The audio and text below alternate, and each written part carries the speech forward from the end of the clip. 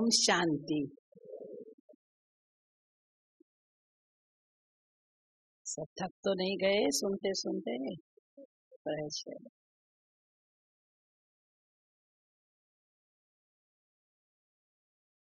करुणा के सागर, दया के सागर, सुख करता, दुख हरता, परमात्मा की संतान आप सब व्यापारी और उद्योगपति और भी भाई बहने आए हैं। आप सब पूरे भारतवर्ष से आबू इस महान तीर्थ स्थान पर पधारे हो, हमें बहुत बहुत खुशी है। वैसे तो मैं कहेंगी कि आज आप सब व्यापारी एक देश की निधि ट्रेजरर हो। देखो, आप जब बिजनेस करते हैं तो पहल करनी पड़ती है, आपको राइट टाइम पर राइट डिसीजन लेना पड़ता है, अपने अंदर दृढ़ता बनाए रखनी पड़ती है। कई बातों का आपको रिस्क भी लेना पड़ता है, परंतु आप सब देश की समृद्धि को बढ़ाने वाले हो। और जैसे बहन ने बताया कि आज का विषय जो प्रोग्राम का थीम है वही थीम विषय रखा हुआ है। जैसे अमृता बहन ने बताया कि आध्यात्मिक सशक्तिकरण द्वारा व्यापार और उद्योग में दया, करुणा और समृद्धि। वैसे हम देखेंगे तो आज हर व्यक्ति की जीवन में लक्ष्य कहो, इच्छा कहो, यही होती है कि हमारे जीवन में सुख, शांति और हमें समृद्धि मिले। परंतु हम देखते हैं कि आज विश्व में अनेक समस्याएं बढ़ती जाती है और उस समस्याओं में बिजनेस और इंडस्ट्री जो है वो कोई अपवाद नहीं है। उसमें भी सब भाई बहने हमारे पास आते हैं तो बताते हैं कि भाई बहुत प्रॉब्लम है, बहुत चैलेंजेस है, जो आप सब लोग भी अनुभव करते हैं। तो बिजनेस लाइफ जो है वो आज बिजी हो गई है। किसी को अपने लिए सोचने का टाइम नहीं है, परिवार के लिए सोचने का टाइम नहीं है, अपनी हेल्थ के लिए भी, मैं तो कहेंगी उसके लिए भी सोचने का टाइम नहीं। और सबसे जिसकी आवश्यकता है, जो आध्यात्मिकता जिसको हम कहते हैं, उनके लिए भी आज टाइम नहीं रहा है। तो बिजनेस लाइफ ऐसी बिजी होने के कारण मेरे को एक घटना सच्ची याद आ रही है। हमारे एक डॉक्टर ने सुनाई थी कि एक बहुत यंग बिजनेसमैन था और वो अपनी BMW कार में तेजी से गाड़ी चला रहा था। तो उसकी गाड़ी पर एक बच्चे ने जोर से पत्थर मारा, तो उसने गाड़ी ब्रेक लगाई और तुरंत खड़ी रखी और गाड़ी से उतरा और वो बच्चे को कहने लगा कि गुस्से उसको गुस्सा आ गया और बोला कि तूने मेरी गाड़ी का नुकसान कर दिया। तो वो बच्चे ने उसको कहा, वो रोने लगा और कहने लगा मैं कब से यहाँ चिल्ला रहा हूँ खड़ा होके, लेकिन मेरी कोई भी सुन नहीं रहा है। और ये देखो, वहां व्हीलचेयर सामने थी, तो बोला ये देखो ये व्हीलचेयर है, उस पर से मेरा भाई गिर गया है, लेकिन कोई, मैं अकेला उसको नहीं उठा सकता, तो कोई मददगार नहीं है उसको उठाने के लिए, तो आप मेरे को थोड़ा मदद करेंगे।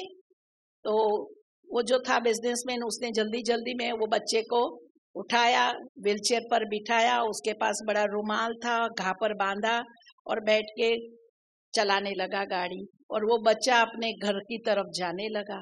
वो बिजनेसमैन उनको देखता ही रहा, लेकिन उसने कभी भी अपनी गाड़ी को ठीक नहीं कराया। वो निशानी उसने रखी कि ऐसा कभी नहीं हो कि किसी को ध्यान की, इतना लाइफ में हम बिजी नहीं हो जाए कि किसी को ध्यान खिंचवाने के लिए ऐसे करना पड़े। दया, करुणा और सहानुभूति जिसको हम कहते हैं, वो जीवन में जरूरी है बहुत। वो बच्चे ने बोल दिया गॉड ब्लेस यू, और वो भी समझ गया।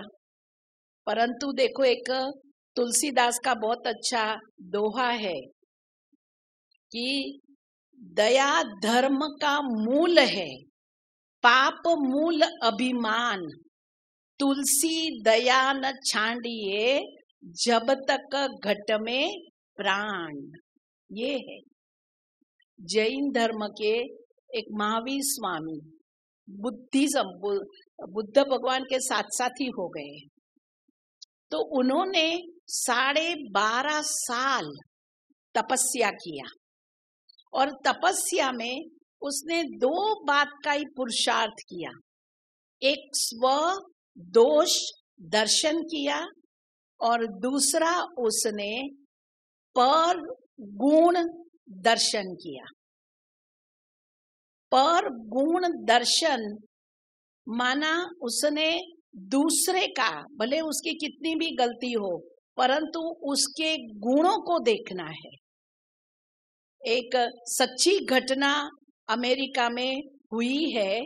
एक बिजनेसमैन था, उसके घर से बड़ी चोरी हो गई, लेकिन वो बिजनेसमैन दयालु था, उसके अंदर करुणा थी, और उसने सोचा, गुणवान था, आध्यात्मिक था, तो उसने सोचा कि ये जो चोरी किया है, या किसी को अत्यंत कोई जरूरतमंद व्यक्ति होगा, तो उसने मेरे घर से ये चोरी किया है, या तो कोई रीढ़ गुनहगार होगा और उसने चोरी किया है, लेकिन हमको उसको एक चांस जो है वो देना चाहिए, सुधरने का चांस देना चाहिए। तो उसने क्या किया कि पुलिस को कंप्लेन करने की बजाय पेपर में एडवर्टाइज दिया, और पेपर में ये एडवर्टाइज दिया कि मेरी 5 तारीख को मेरे घर से ये चोरी हुई है, और जिसने भी चोरी की हो तो मैं उसको कोई भी सजा नहीं देगा, मेरे पर वो विश्वास रखे, और यदि उसको जरूरत है, परिवार की भरण पोषण के लिए किया है, तो मैं उसको जरूर मदद करूंगा, लेकिन वो मेरे पास आए, मैं उसके साथ फ्रेंडली रिलेशनशिप करूंगा, और वो जरूर मुझे मिले। कमाल हुई कि 2-3 दिन के बाद वो बिजनेसमैन के घर में दरवाजा किसी ने खटखटाया, तो इसने खोला तो देखा कि उसका चोरी किया हुआ सारा सामान के साथ वो व्यक्ति वहां पहुंच गया था। और वो व्यक्ति ने कहा कि मेरे को आपने जो, मेरा हृदय वो द्रवित हो गया, आपका जो एडवर्टाइज मैंने पेपर में पढ़ा, तो मुझे लगा कि ये मेरी पहली ही चोरी थी और मैंने ये गलती किया है, तो मैं अभी सामान के साथ आपके पास आया हूँ। तो बिजनेसमैन ने उसको बहुत प्रेम से वेलकम किया, फ्रेंडली उनसे बात किया, उसको फिर समझाने लगा, बताया कि तूने क्यों किया ये चोरी। तो वो बोलने लगा कि थोड़े दिन से मेरे को शराब पीने की आदत पड़ गई है, तो इस आदत के कारण मेरे साथ, मेरे घर में फैमिली के साथ, मेरे फ्रेंड के साथ, जहाँ जहाँ से मैं पैसा लेती हूँ लोगों के साथ मेरा बहुत झगड़ा हो गया है। और मैं जहाँ जाता हूँ वहाँ मेरा इंसल्ट ही इंसल्ट लोग कर रहे हैं। लेकिन आप ही एक व्यक्ति ऐसा है जो आपने मेरे से इतना प्रेम से मेरे को पूछा और आपने मेरे से प्रेम से बात किया। दुनिया में प्रेम और स्नेह ऐसी चीज है जो पत्थर को भी पानी माना व्यक्ति को पिघला देता है। तो इसने फिर उसको समझाया कि देख तू शराब पीता है, तेरा परिवार को नुकसान हो जाएगा, तुम्हारी तबीयत ऐसी हो जाएगी, और सब ऐसा कर करके उसको बोला कल तू बड़ी चोरी करेगा, आज छोटी किया कल बड़ी करेगा, तेरे को बड़ी सजाएं मिलेगी, तो तू है ना छोड़ दे। प्यार से समझाया। उसने कहा हाँ ये मेरी पहली और ये मेरी लास्ट चोरी है। ऐसा करके उसने फिर बिजनेसमैन ने उसको नौकरी पे रख दिया, अच्छा सा पगार देके उसको नौकरी पे रखा और कहा कि मैं तेरा भरण पोषण करूंगा, तू चिंता मत कर। और फैमिली भी उसका अच्छी तरह से फिर से पलने लगा। तो कहने का भावार्थ ये है कि ये बिजनेसमैन व्यापारी ने क्या किया, एक तो पुलिस को कंप्लेन नहीं किया, उसके अपराध को जो मैंने बताया ना पर गुण दर्शन किया, तो इसके अपराध को उसने माफ कर दिया। एक बात, अपराध को माफ करने के बाद उसने उसके गुण को देखा। उसने देखा कि ये व्यक्ति आके मेरे पास सच्चाई सफाई से सरलता से मेरे को उसने सारा गुनाह कबूल कर दिया है, इसलिए उसने उसको माफी दे दी। तो दोनों बात हो गई, अपराध को भी माफ किया और उसने क्या किया, उसके गुणों को भी उसने देखा। तो आज क्या हो गया, क्षमापना की, उसको दूसरी भाषा में कहेंगे उसने क्षमा किया, माफ किया। आज हम देख रहे हैं कि जीवन में ये बात किसी में रही नहीं है। क्षमापना की जो भावना है बहुत ऊंची है और उनसे हमारी रिलेशनशिप भी अच्छी हो जाती है। हम तो जहाँ मुंबई में रहते हैं वहाँ ये बहुत ईगो प्रॉब्लम होता ही है कि दो गाड़ियां होती है आमने सामने आ जाती है। ऐसा ही हुआ, दो व्यक्ति की गाड़ी आमने सामने आ गई, वो कहे तू पीछे रिवर्स ले, वो कहे तू ले रिवर्स, दो में से एक भी लेने तैयार नहीं, वहां खड़े हो गए। ये तो बहुत बारी हम लोग देखते हैं, वो नहीं होवे। अच्छा थोड़ी देर हुई तो एक व्यक्ति उसमें से उतरा, वो पुलिया जैसा था, वहां वो बैठ गया और फिर थोड़ी देर के बाद उसने क्या किया, गाड़ी खोला, अपना पेपर लिया और पेपर बैठ के पढ़ने लगा। तो पढ़ता रहा। थोड़ी देर के बाद वो जो दूसरी कार वाला था व्यक्ति, उसने अपना दरवाजा खोला और वो आने लगा। तो ये व्यक्ति ने सोचा कि अभी ये समझौता करने आ रहा है, तो मैं तो उसको ईगो प्रॉब्लम, तो मैं तो उसको बोल देने वाला हूँ कि मैं कोई गाड़ी हटाने वाला नहीं हूँ। तो वो इतने में वो व्यक्ति आया और उसको क्या बोलता है कि तू ये पेपर पढ़ रहा है, ये पेपर पढ़ के तू मेरे को देना पड़ना। तो ये क्या हुआ, उसको गाड़ी जो है वो नहीं हटानी है। तो ये बहुत बड़ा एक क्षमापना की भावना और ईगो दोनों ऑपोजिट है।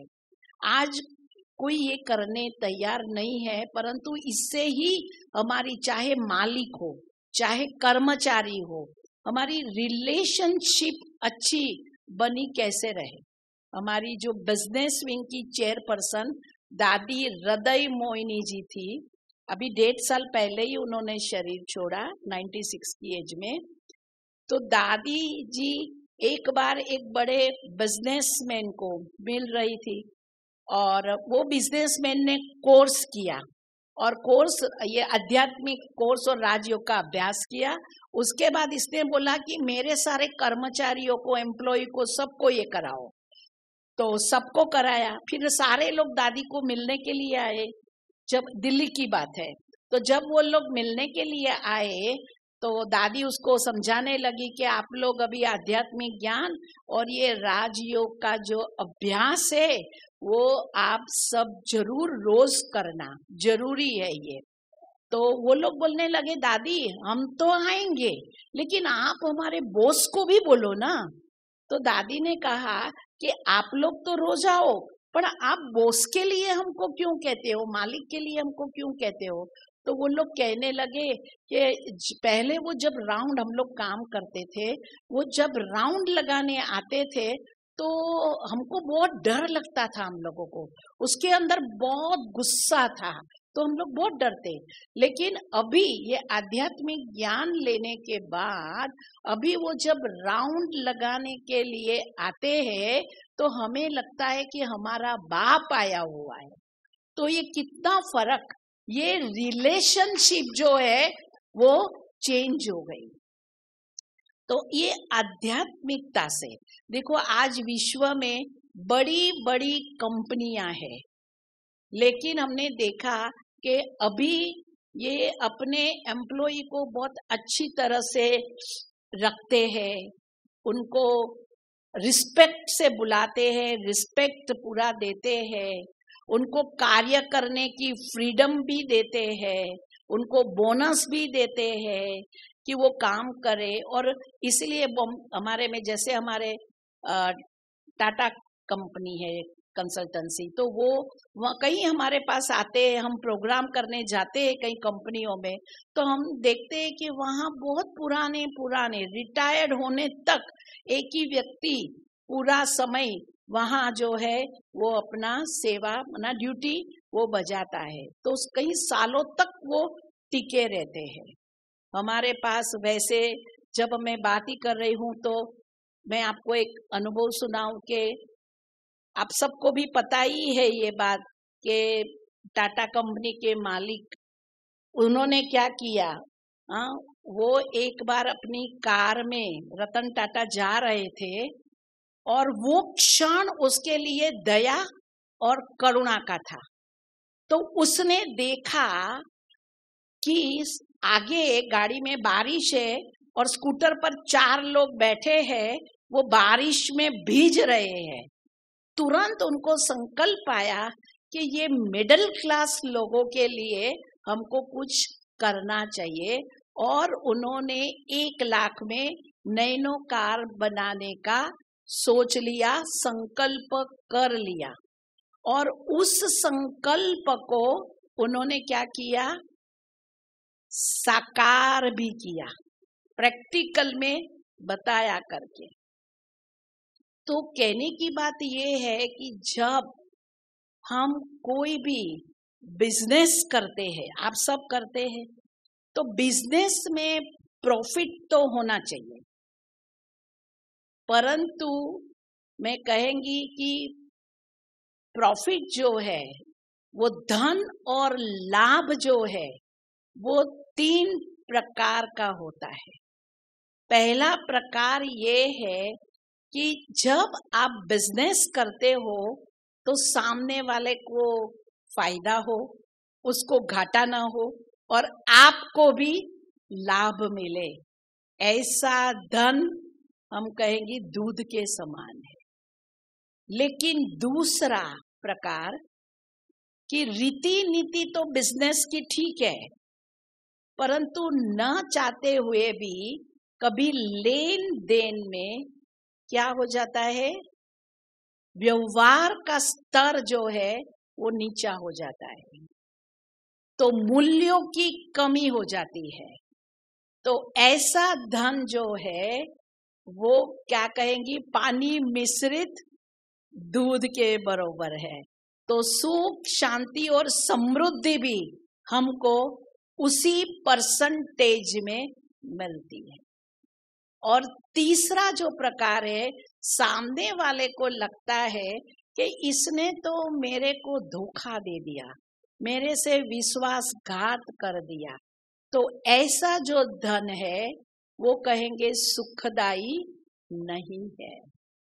इसीलिए प्रॉफिट के साथ साथ हमें क्या करना चाहिए, प्रॉफिट के साथ साथ हमारा आध्यात्मिकता जिसको हम कहते हैं, वो आध्यात्मिकता का विकास करना बहुत जरूरी है।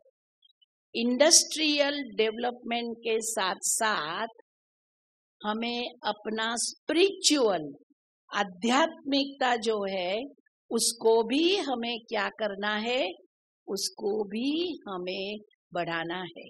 देखो, आप बिजनेस करते हो, ठीक है, सब करते हैं ना बिजनेस और चलाते हैं, हाँ, छोटा या बड़ा, पर बिजनेस करते हैं।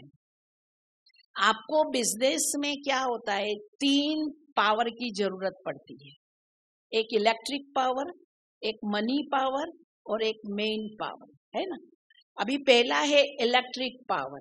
इलेक्ट्रिक पावर जो है वो तो आपके इंडस्ट्री की जान है, उसके बगैर तो आप इंडस्ट्री चला नहीं सकते हैं। दूसरा मनी पावर, आपको अच्छे अच्छे इक्विपमेंट खरीदने होते हैं, पगार सबको देना होता है, तो मनी पावर भी अच्छा चाहिए। और तीसरा है मेन पावर, अच्छे मैनेजर चाहिए, अच्छे लोग काम करने के लिए चाहिए, तो मेन पावर भी चाहिए। तो ये 3 पावर है, परंतु ये 3 पावर के अलावा एक चौथा भी पावर है, और वो पावर है स्पिरिचुअल पावर, आध्यात्मिक शक्ति, जो जीवन में जरूरी है। आध्यात्मिक शक्ति वो कौन सी है बताइए? वो है सबसे पहली विस्तार को संकीर्ण करने की शक्ति। आप बिजनेस अपना अच्छी तरह से करो, लेकिन ऐसा नहीं कि आप घर में आओ तो भी वो बिजनेस का टेंशन जो है वो घर में लेके आओ, फिर आपको अपनी हेल्थ पर, परिवार पर, सबके ऊपर क्या हो जाएगा, उसका असर हो जाएगा। इसलिए क्या करना है, जैसे कछुआ अपनी कर्मेंद्रियों का फैलावा करता है, परंतु समय पर वो क्या करता है, समेट लेता है। उसी तरह आप विस्तार भी करो और समय पर उनको समेट लो। विस्तार को संकीर्ण करने की शक्ति, ये आध्यात्मिक शक्ति। उसी तरह से समेटने की शक्ति। हमारे अंदर ट्रस्टीशिप की भावना चाहिए। देखो, बोलने में हम बोल देते हैं ना, अकेले आए, कल बेन संतोष दीदी ने सब सुनाया ना, अकेले आए हैं, अकेले जाना है, सिकंदर की बात सुनाई, तो दुनिया मुसाफर खाना है। सबको हमको पता है कि भाई हमारी कोई की सिंगल टिकट नहीं है। किसी की सिंगल टिकट हो तो हाथ उठाओ, सबकी क्या है, रिटर्न टिकट है, सबको ही जाना है। तो हमारे अंदर ट्रस्टीशिप की भावना चाहिए, समेटने की शक्ति, एवर रेडी रहना है। तीसरी है सहन करने की शक्ति। आज हम कहते हैं हमने 9 बार तो कंट्रोल किया, पर 10वीं बार तो हमारे को गुस्सा आ ही गया, तो वो क्या है, टॉलरेंस पावर नहीं है ना, सहन करने की शक्ति हमारे अंदर नहीं है ना। आज किसी को भी गुस्सा आता है, चिल्लाएगा चिल्लाएगा। कितना चिल्ला सकता है कोई? 24 घंटा चिल्ला सकते हैं? नहीं चिल्ला सकते। 5 मिनट, 10 मिनट, आधा घंटा, ज्यादा से ज्यादा कितना जोर जोर से कोई बोल सकता है? क्यों? पानी को आप कितना भी गर्म करो, पर ओरिजिनल पानी का स्वभाव क्या है, शीतलता। इसी तरह ओरिजिनल आत्मा जो है वो शांत स्वरूप है। क्रोध जो है वो तो उसका विकृत स्वरूप है। तो ये शक्ति है। टाइम नहीं, मैं ज्यादा नहीं, शॉर्ट में पूरा करती हूँ। उसी तरह से हम कहते हैं समाने की शक्ति, जिसकी सामना करने के साथ ये शक्ति की बहुत जरूरत है। देखो, हर व्यक्ति के अंदर कोई न कोई योग्यता है, कोई न कोई गुण है, कोई न कोई विशेषता है। किसी के अंदर 99 अवगुण होंगे ना, तो भी एक विशेषता तो उसके अंदर जरूर होगी। तो आप उसकी विशेषताओं को देख करके उसको उसके कार्य में लगाओ। हमें राई का पर्वत नहीं करना है, परंतु हमें क्या करना है, पर्वत की राई का रुई करना है। ये है समानने की शक्ति। और उसके बाद दोष शक्ति है, वो बिजनेस में सक्सेसफुल मैनेजमेंट के लिए ये दोष शक्ति की आवश्यकता है, परख शक्ति और निर्णय करने की शक्ति। आपको सामने वाले को, आपके कोई इंटरव्यू लेना होता है, मिलते हैं करते, तो परख शक्ति से परख सकते कि व्यक्ति हमको धोखा देने वाला तो नहीं है, कैसा है। आपको वाइब्रेशन तुरंत आएगा। कई बार कोई व्यक्ति निर्णय नहीं लेता है, आज लूंगा कल लूंगा, मासों तक लग जाता है। तो नहीं, हमारी निर्णय शक्ति, राइट टाइम पर राइट निर्णय लेना बहुत जरूरी होता है। तो ये परख शक्ति और निर्णय शक्ति, ये दो हमारे में होंगी तो आप सक्सेसफुल मैनेजमेंट अच्छी तरह से कर सकते हैं। और आगे है सातवीं शक्ति, सामना करने की शक्ति, पावर टू फेस। आप सब यहाँ बैठे हो, इसमें से भी मैं बोलेगी तो कोई अपना अनुभव सुना देगा। वो बोलेंगे अरे हमारे को तो बहन जी बहुत परिस्थितियां बिजनेस में आई, बहुत चैलेंजेस आई, परंतु हम बाहर निकल गए और मैंने 0 से 1 से शुरू किया, लेकिन आज मैं टॉप पोजीशन में हूँ। तो ये कहाँ से कैसे हुआ?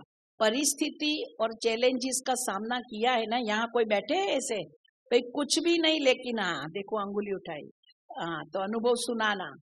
तो ये तो देखो अनुभव है, प्रैक्टिकल बात है कि कैसे सामना करना, चैलेंजेस करना। आज कोई भी व्यक्ति दुनिया में ऐसा नहीं है कि उसको चैलेंजेस नहीं आई हो, और कोई भी चैलेंज ऐसी नहीं है कि जिसका समाधान जो है वो न हुआ हो।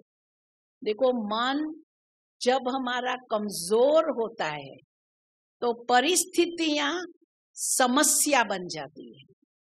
मन जब हमारा स्थिर होता है तो परिस्थितियां चैलेंजेस बन जाती है, और मन जब हमारा मजबूत होता है तो परिस्थितियां क्या बन जाती है? अपॉर्चुनिटी, एक अवसर बन जाती है।